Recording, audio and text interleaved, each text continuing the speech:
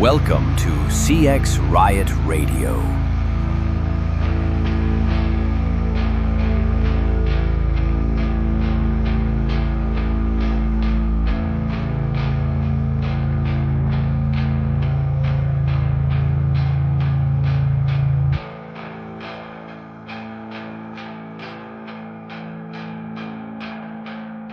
Now roll that beautiful bean footage.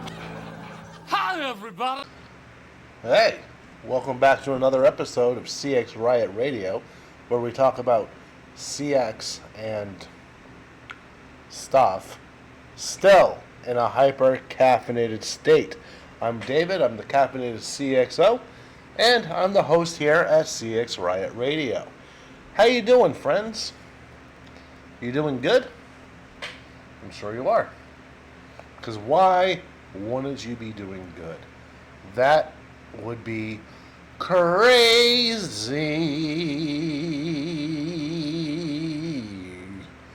So, anyway.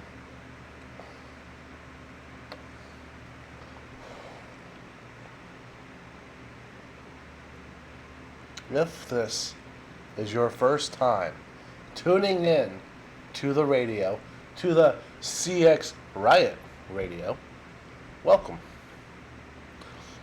If this isn't your first time, if you're a repeat listener, welcome back, and thank you. Yeah. If you can, be ever so kind, and like, subscribe, comment, and share the show so we can make the show grow. Let's get those numbers up. Let's get them up, friends. Today, I'm going to tell a story. I'm going to set the tone and tell a tale. Why? Because I can. And so can you. For only $19.95. Anyway.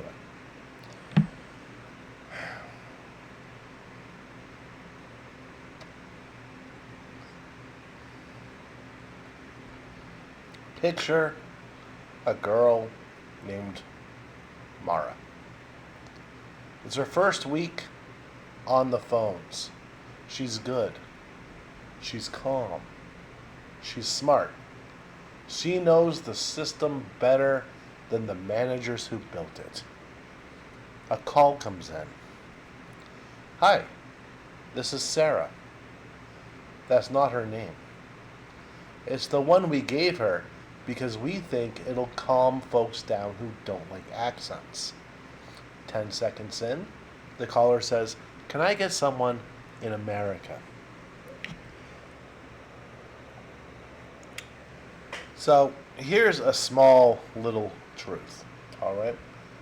It's a sad truth, but it's a truth nonetheless. A lot of customers don't hear skill. They hear accent. And when they hear accent, they judge competence. It's not fair. It's not right. It's not even cool. But it happens every day. Our industry answers has been to wrap people in tech. Accent filters, real-time coaching pop-ups, scripts tighter than a drum. We call it productivity. To the agent, it's a mask. And the mask slips the second a filter glitches. Or an agent says tomato the wrong way and the customer pounces. Here's what it feels like on the floor.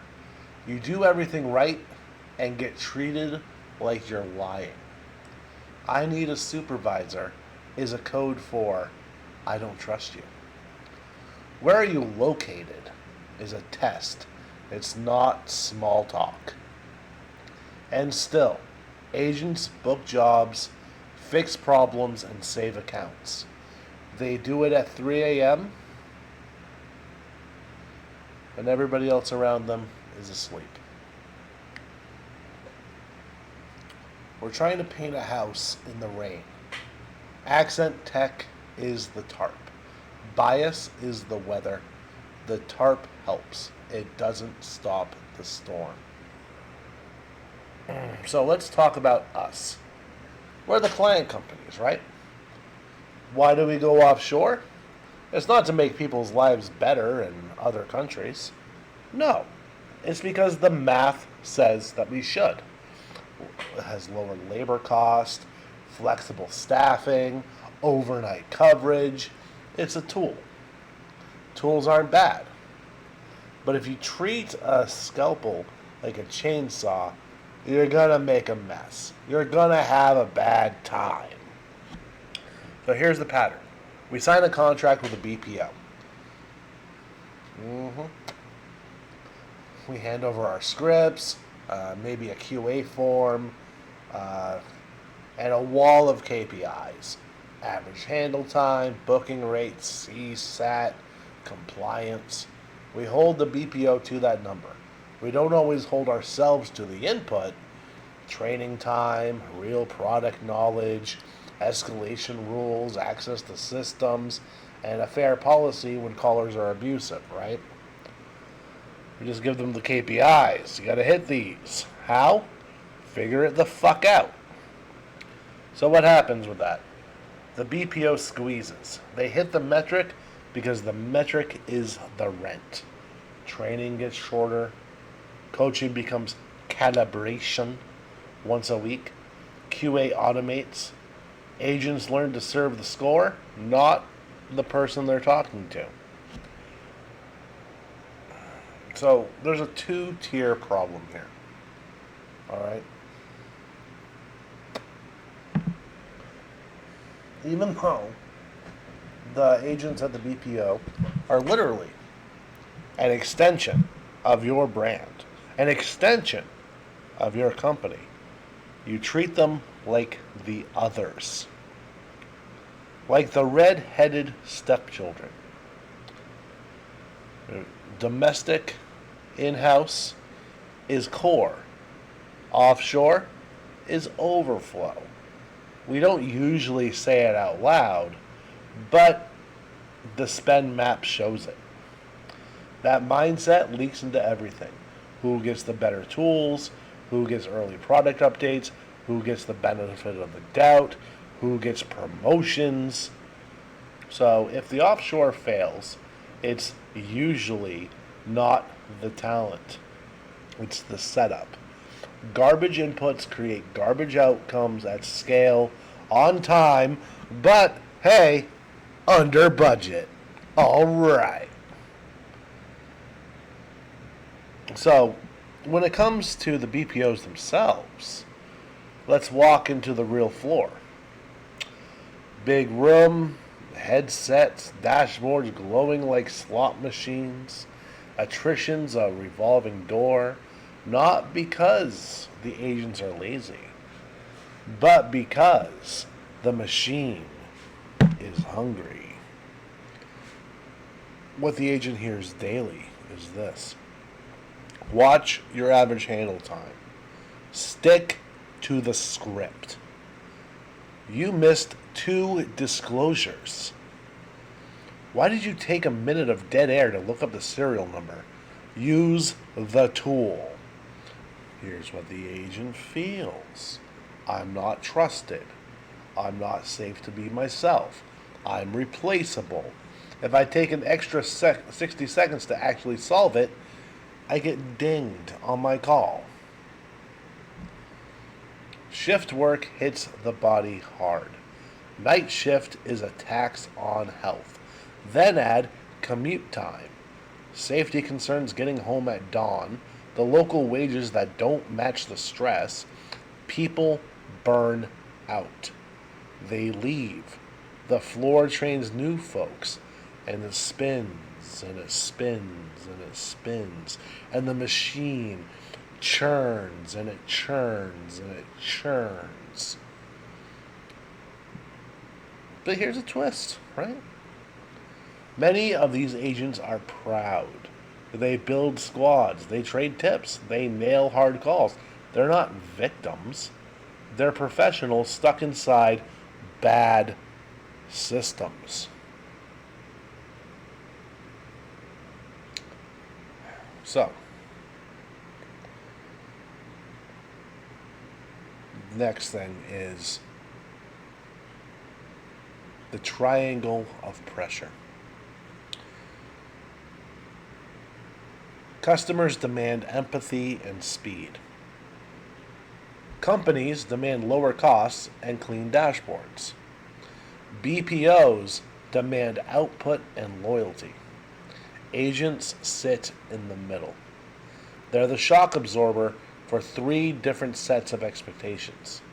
When the system creaks, we blame the absorber. The agent failed. No. The absorber is telling you the road is bad, the tires are bald, and your alignment is off. So how do you determine if the alignment is off? Well, let's give out a field checklist.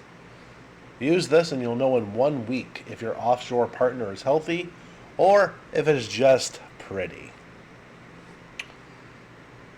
Number 1, abuse and bias guardrails. What are the policies for abusive callers? Is disconnect allowed after a warning? Show me last month's abusive call flags, outcomes, and coaching notes. How do you train for accent bias? Is the answer a filter or education and routing? Number 2 is surveillance and AI use. List every monitoring tool. Screen capture, idle trackers, keystroke, webcam, AI usage meters. What triggers an adverse action? Show redacted cases. QA automation percent versus human review. What's the appeals process for a bad QA score? Health and scheduling.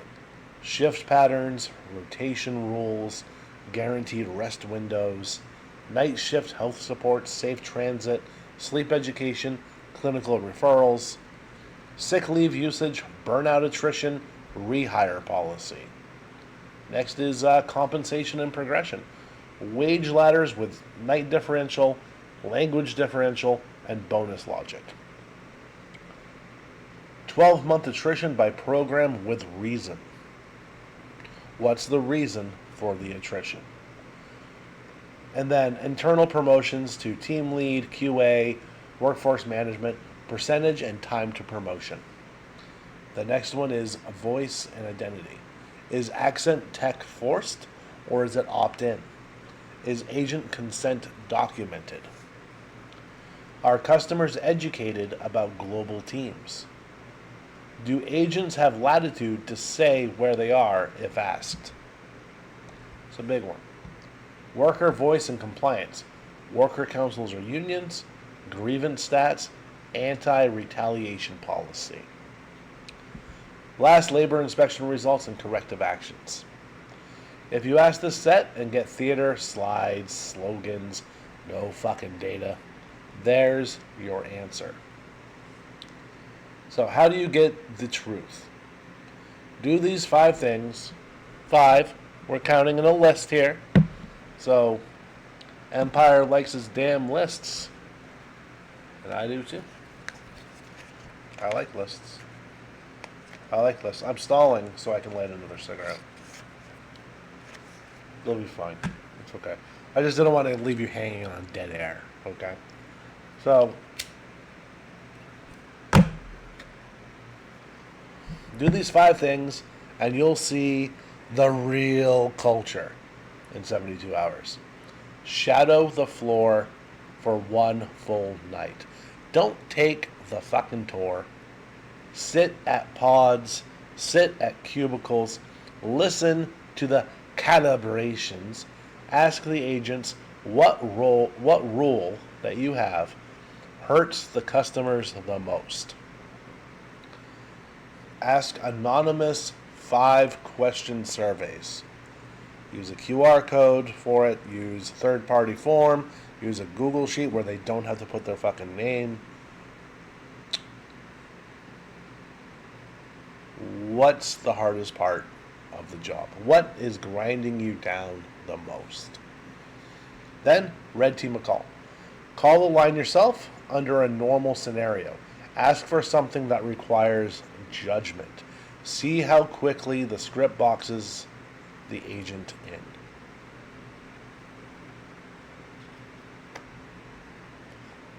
First of all, in 2025, why the hell are you still using the script? Fucking crazy. Alright. Data sanity check. Pull 30 random calls per site. Grade with your QA form. Compare to bot QA and internal QA. Are there any big gaps? Well, that's not calibration, that's culture.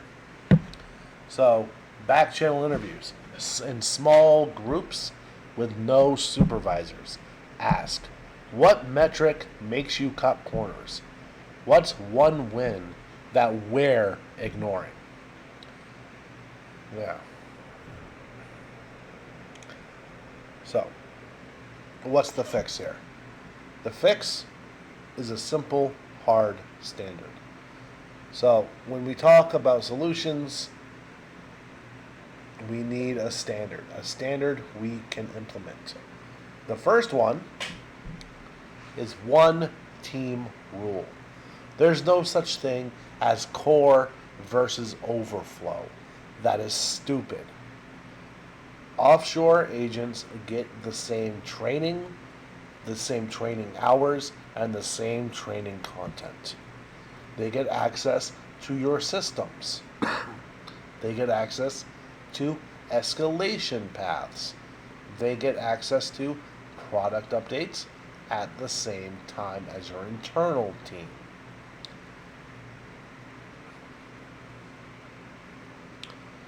If your internal playbook says for our team, it should also say for the whole team. There should be no difference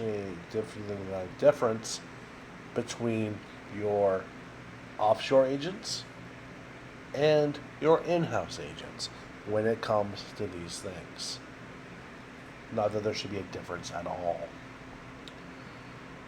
And then you need safety and dignity on the phone.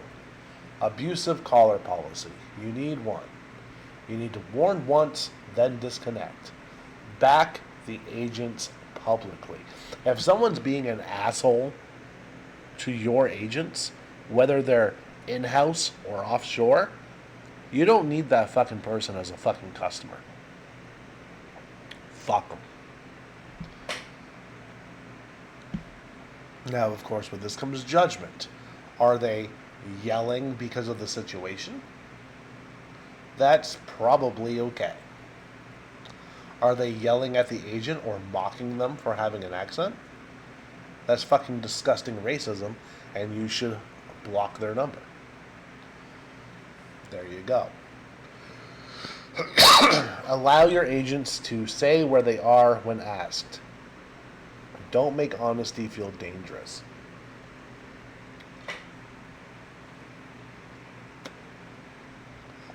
Don't pretend that your people in the Philippines are in fucking Ohio. You're lying to your customers. You're making your agents lie to your customers. And you're just kind of an asshole. Route calls with intent. If the case needs deep product knowledge, send it to the crew with that knowledge, not the crew with the cheapest fucking rate. Pretty fucking simple.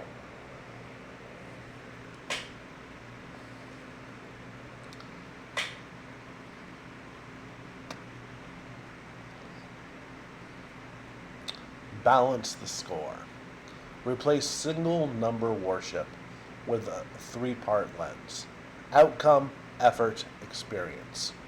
Stop forcing a great agent to choose between fix it right and fix it fast. Average handle time, for the most part, is a bullshit metric.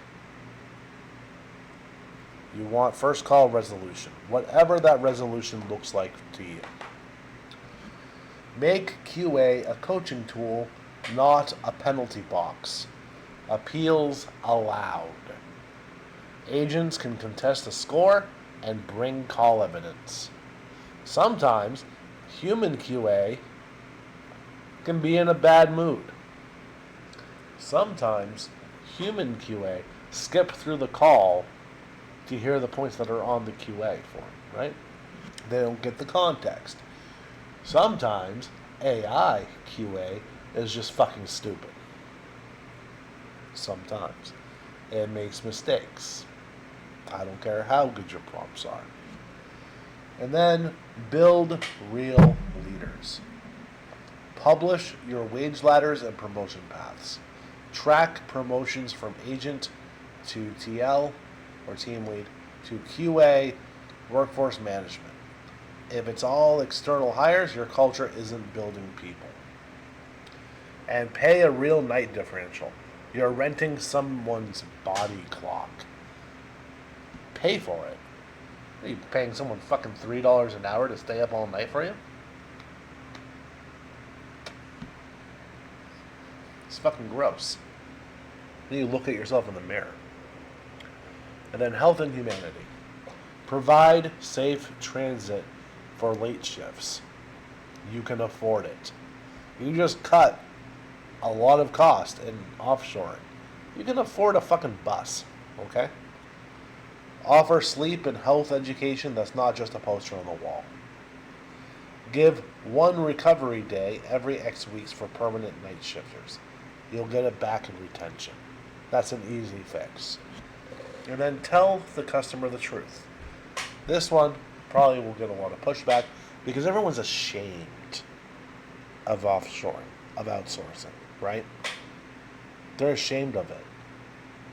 And you're going to tell me you're not? If you're hiding the fact? Of course you are.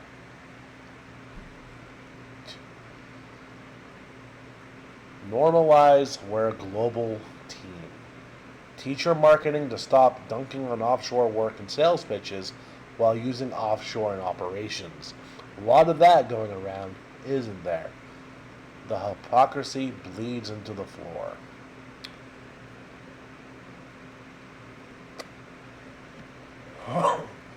Local power.